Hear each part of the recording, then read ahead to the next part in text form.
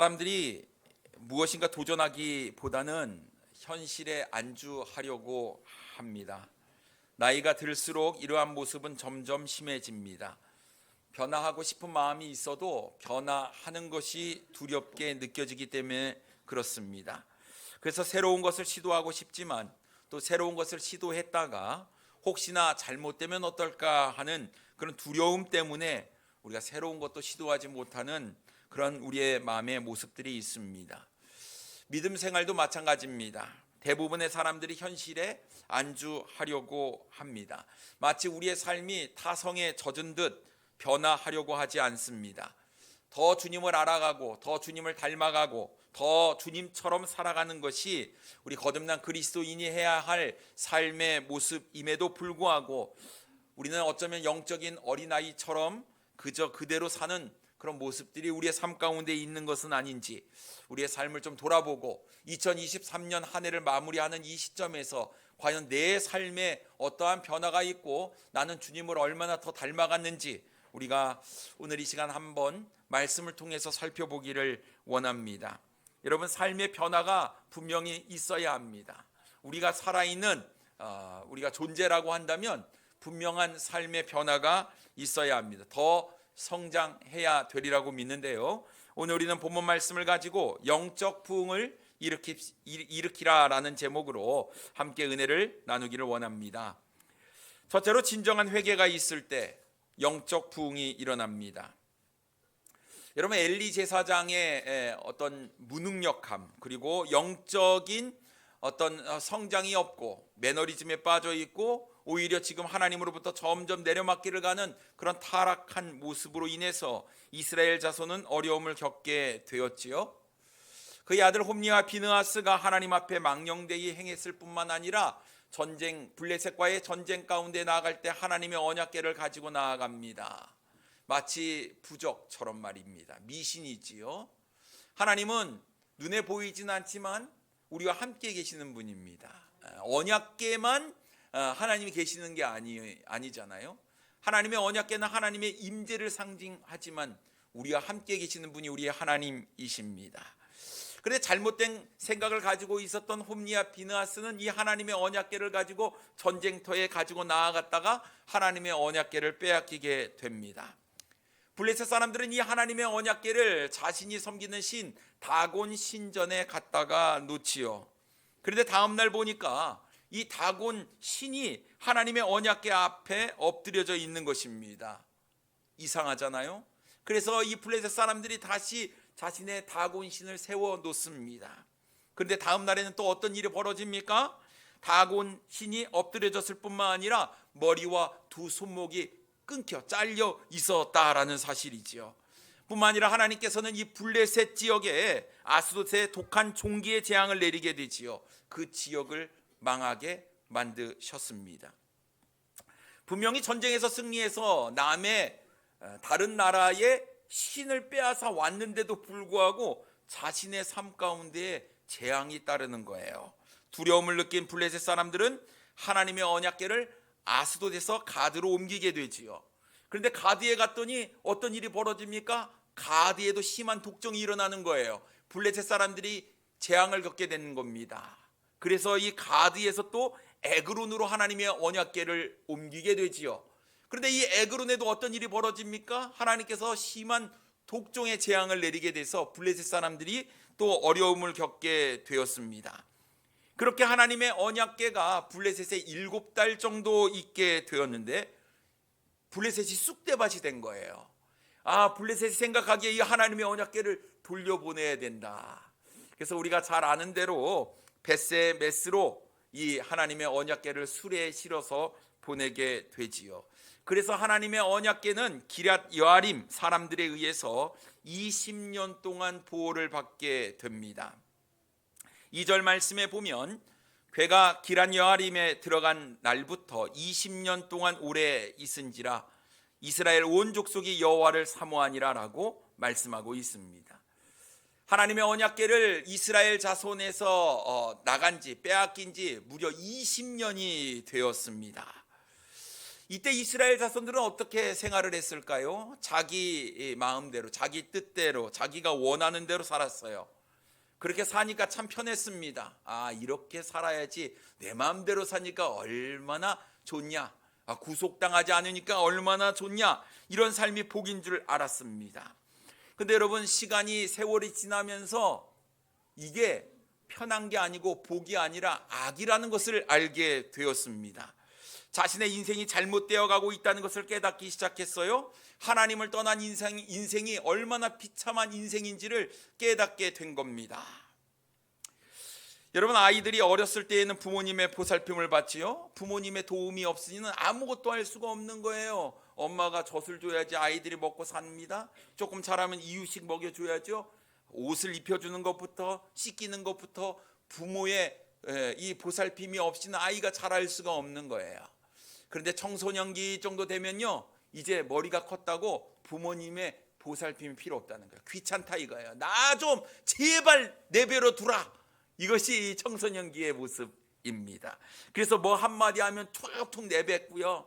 이제 나는 클 대로 컸으니까 내 맘대로 살게 놔둬, 이렇게 이야기를 하지요.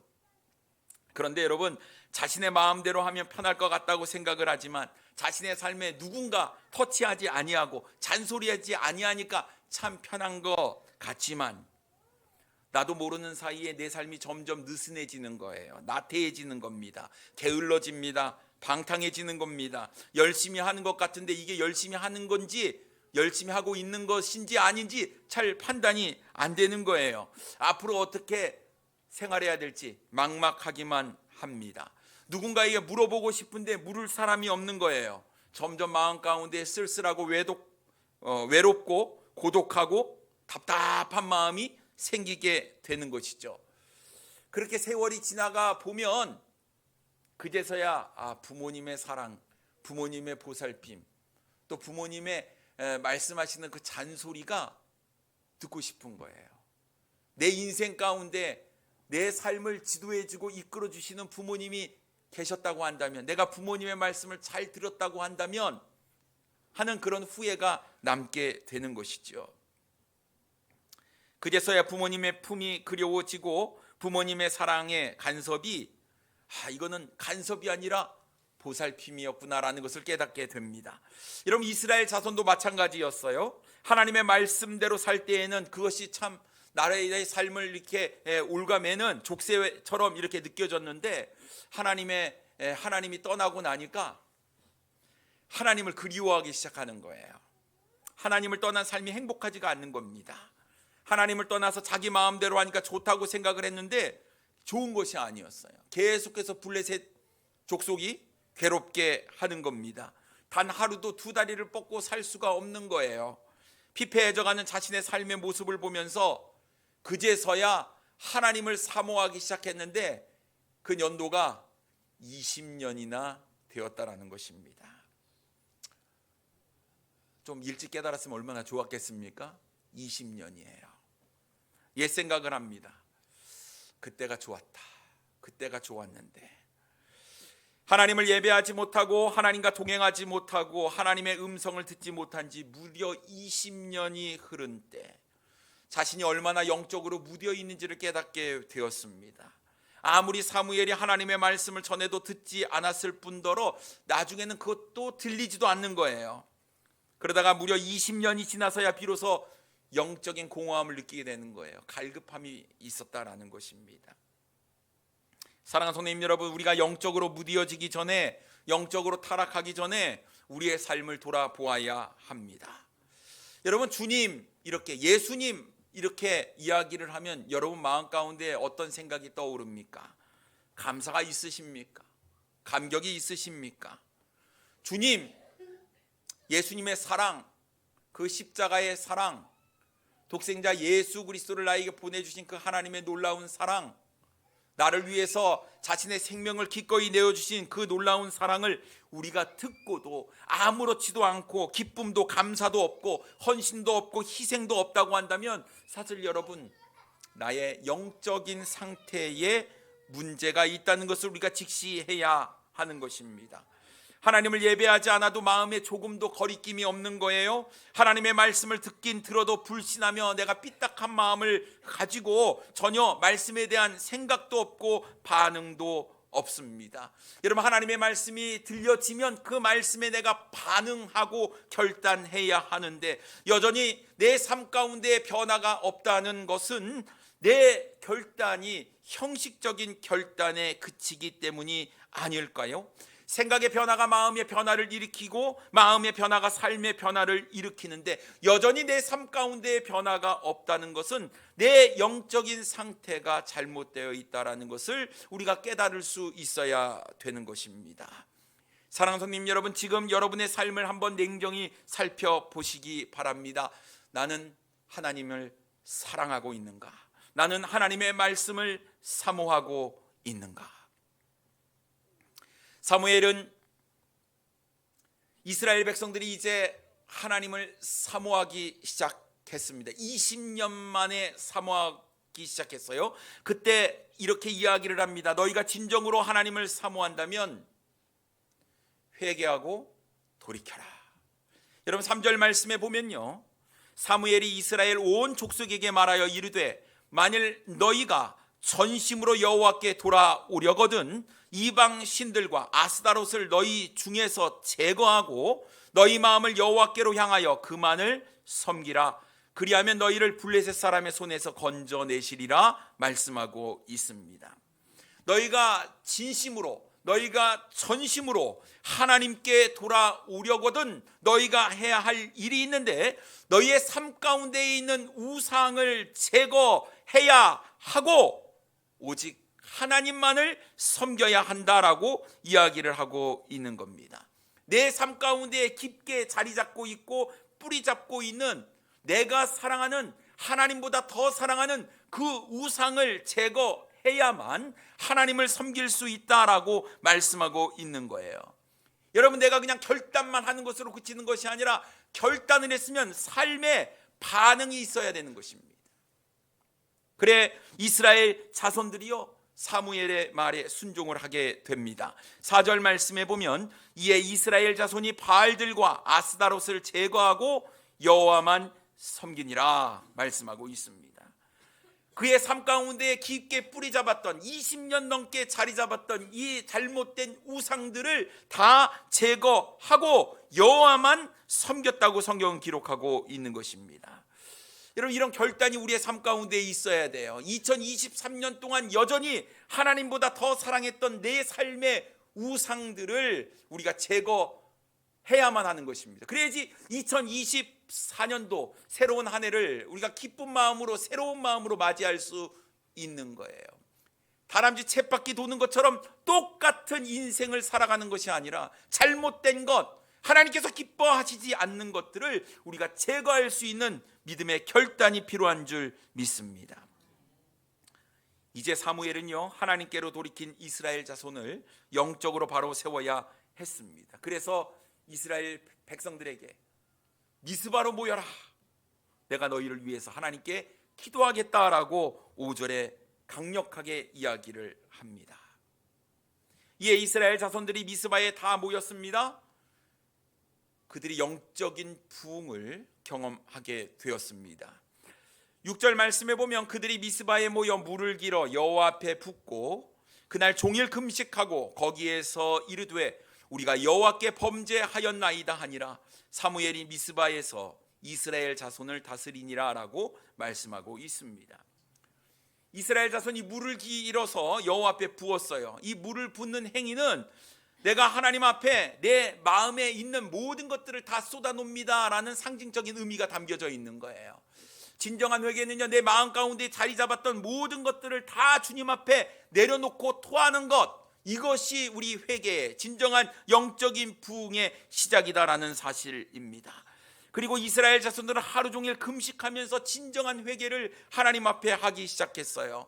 자신이 하나님 앞에 범죄했던 것들을 하나둘씩 다 내어놓기 시작했습니다. 우리가 여호와께 범죄하였나이다. 내가 하나님 앞에 범죄했습니다. 내가 하나님 앞에 이런 죄를 지었습니다. 하나님, 내가 이런 죄를 내가 범했습니다 라고 하나님 앞에 진정한 회개를 하기 시작했다라는 것입니다. 여러분, 진정한 회개는요, 막연하지 않아요.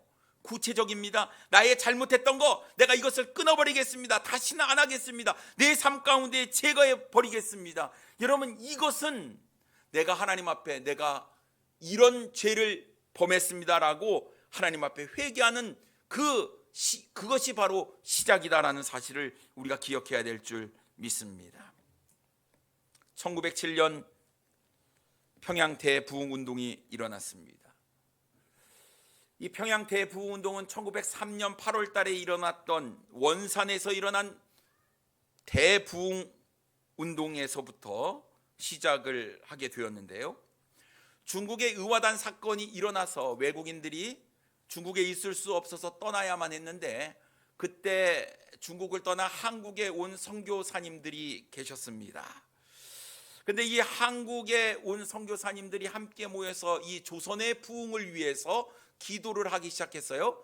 그때 이미 원산에 와서 사역을 하고 있었던 하디 선교사라가 있었습니다. 그래서 이 선교사들이 하디 선교사한테 부탁을 했어요. 자, 효과적인 기도에 대해서 3번에 걸쳐서 우리에게 말씀을 좀 전해 주십시오.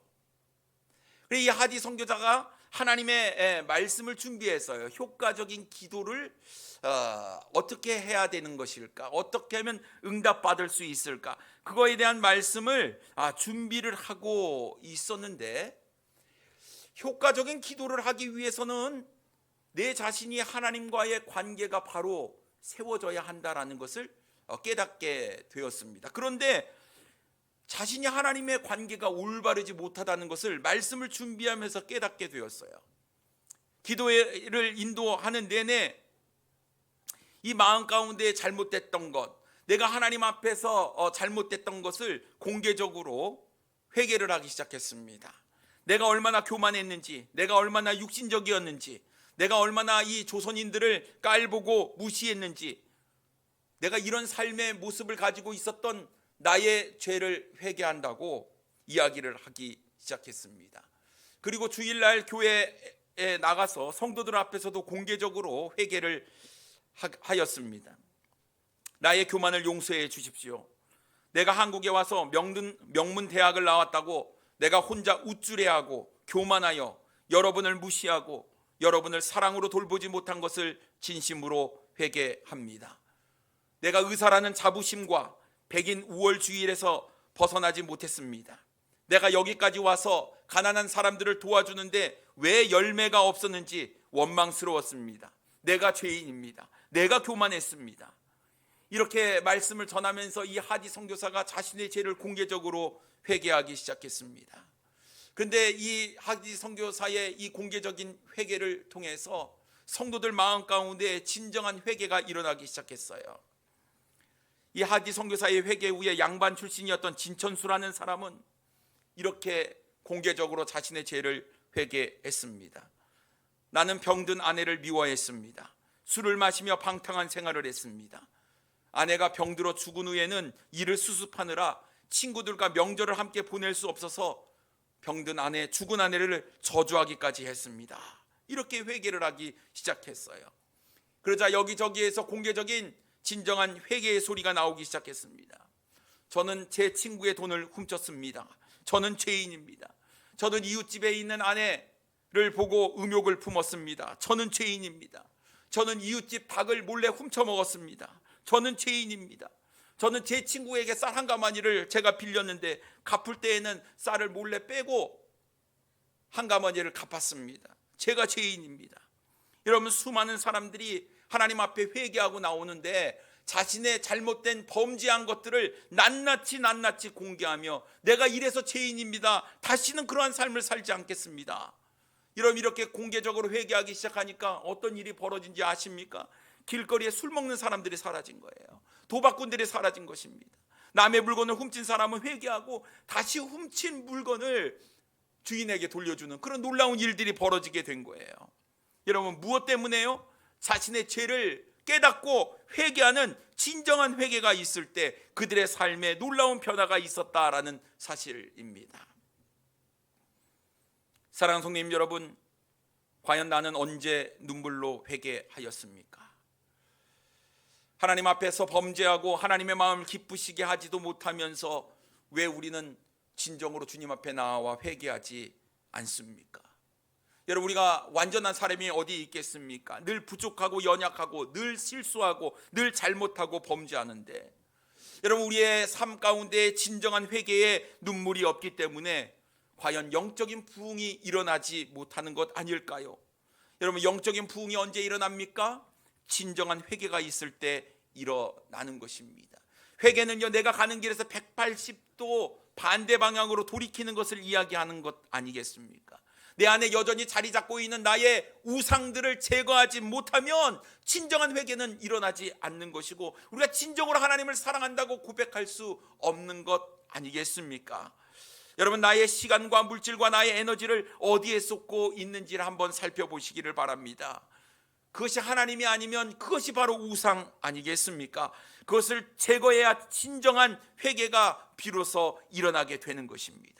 여전히 내 삶 가운데 자리 잡고 있는, 뿌리 내리고 있는 것을 제거하지 못하면 진정한 회개는 우리의 삶 가운데 일어날 수 없다라는 사실입니다.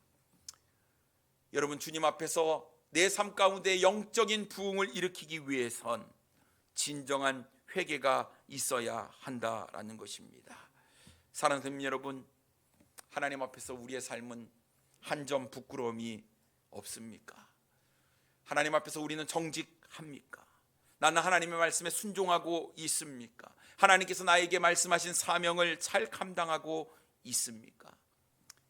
회개가 없으면 부흥이 없습니다. 하나님 앞에서 내 삶을 돌아보며 진정한 회개하고 영적인 부흥을 경험하는 우리 사랑하는 성도님들이 되기를 원합니다. 두 번째로, 하나님을 끝까지 의지할 때 영적 부흥은 계속 유지된다라는 사실입니다. 이스라엘 자손들이 미스바에 다 모였다는 소식이 블레셋 귀에 들리게 되었어요. 블레셋 사람들이 생각을 합니다. 이스라엘 자손들이 도대체 모여서 무슨 꿍꿍이를 하는 것일까? 한편으로 위기감이 모이는 거예요. 이렇게 결속된 적이 없었거든요. 근데 미스바에 모든 이스라엘 자손들이 모였다라는 겁니다. 그래서 블레셋 사람들이 이스라엘을 치러 미스바에 올라오게 되지요. 7절 말씀에 보면 이스라엘 자손이 미스바에 모였다 함을 블레셋 사람들이 듣고 그들의 방백들이 이스라엘을 치러 올라온지라 이스라엘 자손들이 듣고 블레셋 사람들을 두려워하여라고 말씀하고 있어요. 여러분, 한번 생각해 보십시오. 이제 진정한 회개가 일어났어요. 내 마음 가운데 영적인 부흥이 일어났습니다. 내 삶 가운데 우상을 다 제거했어요. 하나님만 바라보고 하나님을 섬긴다고. 그래서 미스바에 모였는데 어떤 일이 벌어집니까? 블레셋 족속이 치러 온다는 거예요. 여러분, 보통 이렇게 되면 이스라엘 자손들이 해야 될 일은 아마 이스라엘 모든 자손들이 하나님을 원망했을 겁니다. 하나님, 내가 말씀대로 살려고 하는데 내 삶 가운데 왜 이런 시련과 고난을 주십니까? 왜 우리가 회개하고 하나님께로 돌아왔는데 왜 블레셋이 우리를 쳐들어옵니까? 하나님 과연 살아계신 분입니까? 하나님께서 살아 역사하시는 분이 맞다고 한다면 지금 이 블레셋 사람들이 못 오게 해주셔야 되는 거 아니겠습니까? 이렇게 해야 될 이스라엘 자손의 모습들이요, 어떻게 이야기를 하는지요, 그들의 삶이 분명히 달라진 것을 우리가 알 수가 있습니다. 8절 말씀에 보면요, 이스라엘 자손이 사무엘에게 이르되 당신은 우리를 위하여 우리 하나님 여호와께 쉬지 말고 부르짖어 우리를 블레셋 사람들의 손에서 구원하시게 하소서 하니. 뭐하라고요? 우리를 위해 하나님께 쉬지 말고 기도해 주라고 이야기를 하는 거예요. 이들 마음 가운데 무엇이 있습니까? 하나님을 신뢰하는 마음이 있는 거예요. 하나님을 사모하는 마음이 하나님을 향한 믿음으로, 하나님을 향한 마음으로 변했다라는 것을 우리가 알 수가 있습니다. 이전에 이스라엘 자손의 믿음은 이런 믿음이 아니었잖아요. 위기를 만났을 때 하나님의 언약궤만 가지고 나오면 된다라는 어떤 미신적인 생각이 있었잖아요. 내가 참된 믿음이 없어도 언약궤만 들고 오면 일이 해결될 것이라는 잘못된 믿음을 가지고 있었잖아요. 근데 이제는 달라진 거예요. 하나님께 나아가 쉬지 말고 기도하면 응답받겠다. 하나님은 나의 편이다. 이런 마음들이 이스라엘 자손들에게 있었다라는 것이죠. 그래서 어떡합니까? 이 사무엘이 하나님께 제사를 드리고는 하나님께 부르짖기 시작합니다. 어떻게 되었을까요? 9절 말씀에 보면요, 사무엘이 젖먹는 어린 양 하나를 가져다가 온전한 번제를 여호와께 드리고 이스라엘을 위하여 여호와께 부르짖음에 여호와께서 응답하셨더라. 여러분, 이거 물어보나 마나한 질문 아닙니까? 하나님께 부르짖으니까, 하나님 편에 서니까, 하나님께 간구하니까 하나님께서 들어주시는 거예요. 응답해 주시는 거예요. 이러한 삶의 모습, 이런 삶의 축복들이 우리의 삶 가운데 있어야 될 줄 믿습니다. 하나님께서 어떻게 놀랍게 역사하십니까? 10절 말씀에 보면 사무엘이 번제를 드릴 때에 블레셋 사람이 이스라엘과 싸우려고 가까이 오매 그날에 여호와께서 블레셋 사람에게 큰 우레를 발하여 그들을 어지럽게 하시니 그들이 이스라엘 앞에 패한지라 라고 말씀하고 있습니다. 그토록 이스라엘 자손들을 괴롭혔던 이 블레셋이 하나님께서 발하신 큰 우레로 말미암아 패하고 말았다고 성경은 기록하고 있는 거예요.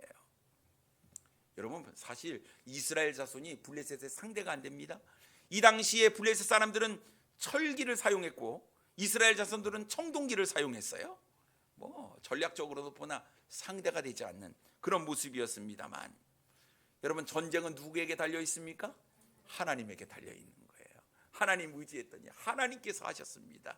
우리가 상상하고 생각할 수 없는 놀라운 방법으로 하나님께서 일을 이루어 주셨다라는 것입니다.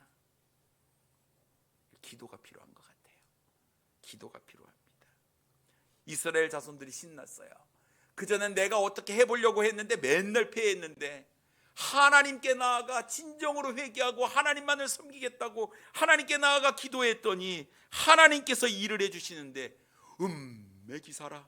그래서 어떡합니까? 11절에 보니까 이스라엘 사람들이 미스바에 나가서 블레셋 사람들을 추격하여 뱃갈 아래에 이르기까지 쳤더라라고 말씀하고 있습니다. 혼비백산에서 도망가는 블레셋 사람들을 기세가 등등해서 하나님께서 모든 것을 다 하셨다고 신나서 쫓아가고 추격하여 블레셋 사람들을 전멸시키는 놀라운 전쟁의 승리를 그들이 맛보게 되었습니다. 여러분, 우리의 인생의 승리는 우리에게 있는 것이 아니라 하나님에게 있습니다. 우리가 내 수단과 방법을 동원해서 잘 살아보려고 해도 소용이 없어요. 사실 모든 것은 다 하나님께서 주관하고 계시기 때문에 그렇습니다. 그렇다고 한다면 우리가 할 수 있는 방법은요, 하나님께 나아가는 것이에요. 12절 말씀에 보면 사무엘이 돌을 취하여 미스바와 센 사이에 세워 이르되 여호와께서 여기까지 우리를 도우셨다 하고 그 이름을 에벤에셀이라 하니라 라고 말씀하고 있습니다. 이스라엘 자손들이 승리했을 때 사무엘이 어떻게 했습니까? 돌 하나를 취해서 미스바와 센 사이에 딱 세웁니다. 그리고 이렇게 선포를 하지요. 하나님께서 여기까지 우리를 도우셨다. 하나님께서 우리를 도우셨다. 하나님께서 하셨다. 에벤에셀의 하나님. 에벤에셀은 도움의 돌이라는 뜻인데요, 이 모든 영광을 누구에게 돌립니까? 하나님께 돌리는 거예요. 그들의 삶의 중심이 이제 하나님께로 온전히 향해 있었다라는 사실입니다. 완벽한 승리. 그것은 하나님을 바라보고 하나님을 의지하고 하나님께 나아갔기 때문에 그렇습니다. 13절에 이렇게 이야기를 하고 있지요. 이에 블레셋 사람들이 굴복하여 다시는 이스라엘 지역 안에 들어오지 못하였으며 여호와의 손이 사무엘이 사는 날 동안에 블레셋 사람을 막으심에 라고 말씀하고 있습니다. 완전한 굴복, 완전한 승리가 이루어졌다라는 사실이에요. 다시는 이스라엘 자손, 이스라엘 지역을 넘보지 못했다고 성경은 기록하고 있어요. 어떻게 해요? 하나님의 손, 여호와의 손이 블레셋 사람을 막으셨다라고 성경 기록하고 있는 것입니다. 여기서 끝난 것이 아니잖아요. 14절 말씀에 보니까 블레셋 사람들이 이스라엘에게서 빼앗았던 성읍이 에그론부터 가드까지 이스라엘에게 회복되니 이스라엘이 그 사방 지역을 블레셋 사람들의 손에서 도로 찾았고 또 이스라엘과 아모리 사람 사이에 평화가 있었더라라고 말씀하고 있습니다. 여러분, 전쟁에서의 승리만 주어진 게 아니고 잃어버렸던 것을 회복하는 놀라운 축복이 그들에게 있었다라는 것이에요. 그리고 늘 자신을 괴롭혔던 이 아모리 사람 그 사이에 하나님께서 평화를 주셨다라는 거예요. 그들이 하나님께서 블레셋에게 어떻게 했는지 딱 듣고는 겁이 난 거예요. 그래서 이스라엘 족속에게 와서 평화 조약을 맺자 이렇게 얘기를 한 겁니다. 여러분, 이것은 우리의 힘으로 할 수 있는 것이 아니라 하나님께서 하셨기 때문에 되었다라는 것을 우리가 알 수가 있는 거예요. 그렇다고 한다면 사랑하는 성도님 여러분, 우리가 영적으로 부흥을 하면 우리의 삶에 부흥이 임하게 된다라는 것이죠. 하나님의 축복이 우리의 삶에 주어지기 때문에 그렇습니다. 그래서 여러분, 우리가 영적인 부흥, 내 삶의 중심이 하나님께로 향하게 될 때 우리의 삶 가운데 축복도 하나님께서 주신다는 사실을 기억하시기 바랍니다. 하나님께서 우리를 창조하실 때 그냥 창조하신 게 아니에요.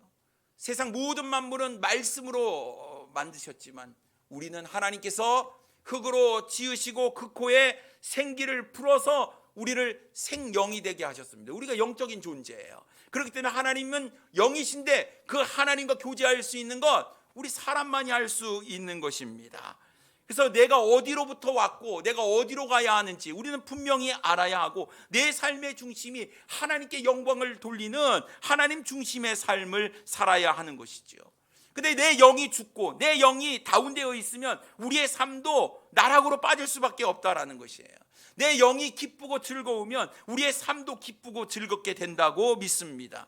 근데 여러분, 잘 먹고 잘 사는, 어쩌면 동물처럼 사는 그런 인생이 아니라 내 영이 하나님과 교제하며 하나님을 기쁘게 하는, 어떻게 하면 하나님을 기쁘시게 할까를 생각하는 그런 영적인 삶을 살아가시는 우리 사랑하는 성도님들이 되기를 원합니다.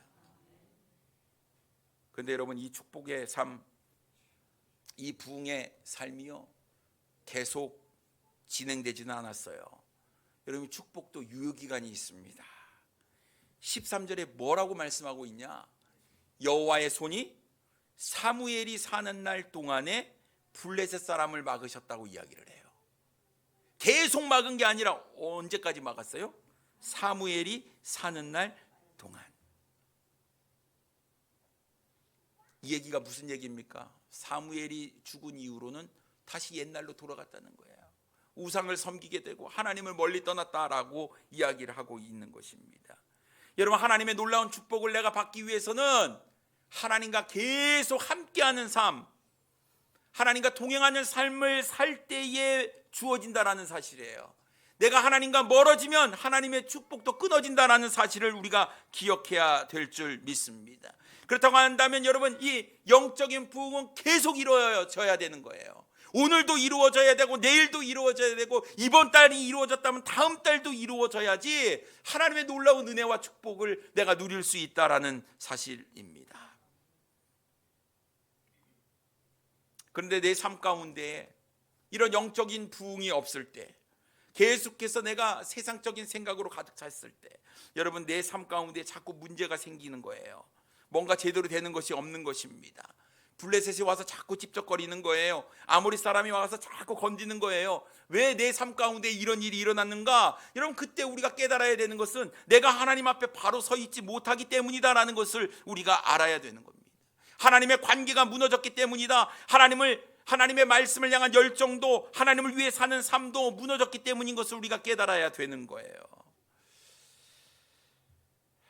그곳에는 자신의 유익과 자신의 형편, 자기 자신이 꽉 자리를 잡고 있는 겁니다. 여러분, 내가 주님을 위해서 살아야 되는데 언제부턴가 나의 유익을 구하며 살았다고 한다면, 내가 당연히 나를 구원하여 주신 주님을 위해서, 주님을 사랑한다고 하면서 주님을 위한 삶을 해야 함에도 불구하고 여전히 내 중심적인 나만을 위한 삶을 살고 있다고 한다면, 여러분, 이것은 우리가 지금 곁길로 가고 있다라는 사실입니다. 자꾸 내 삶 가운데 복잡한 문제가 일어나는 것은 내가 영적으로 바로 서 있지 못하기 때문임을 우리가 좀 인지를 하고, 내가 하나님 앞에 바로 서고 있는가 우리는 점검해 볼 수 있어야 하는 것입니다. 여러분, 영적인 부흥이 우리의 삶에 놀라운 하나님의 축복을 가져다 줄 텐데, 여러분, 영적인 부흥을 이루기 위해서는 진정한 회개가 우리의 삶 가운데 있어야 할 줄 믿습니다. 진정으로 통회하는 그 마음이 우리의 삶 가운데 있어야 합니다. 내 인생이라고 내 마음대로 살았던 죄, 하나님을 하나님답게 섬기지 못했던 죄, 주의 몸된 교회를 위해 헌신하지 못했던 죄, 날 구원하신 주님을 위해 살지 못했던 죄, 여러분, 낱낱이 하나님 앞에서 나의 잘못된 삶을 고백하는 진정한 회개가 있어야 영적인 부흥이 시작되리라고 믿습니다. 그리고 어떠한 순간에서도 이런 끝까지 하나님을 의지하셔야만 영적인 부흥은 계속해서 진행된다 믿습니다. 갑자기 내 삶에 어려움이 찾아왔다고 여러분 하나님을 버리지 마시기 바랍니다. 믿음을 버리지 마시기를 바라요. 그 안에 담겨져 있는 하나님의 놀라운 뜻, 여러분 모든 것을 다 이전보다 더 놀랍게 회복시키고 나는 살아계신 하나님이다, 네가 믿고 있는 하나님이다 라는 것들을 우리 하나님께서 보여주시기 위함임을 우리가 깨닫고 끝까지 하나님을 붙잡고 하나님께서 주시는 놀라운 축복을 누리시는 우리 사랑하는 성도님들 되기를 원합니다. 내 삶 가운데 진정한 영적인 부흥이 일어나기 위해 여러분의 삶을 온전히 주님 앞에 내어놓는 우리 사랑하는 성도님들 되기를 원합니다. 기도하겠습니다.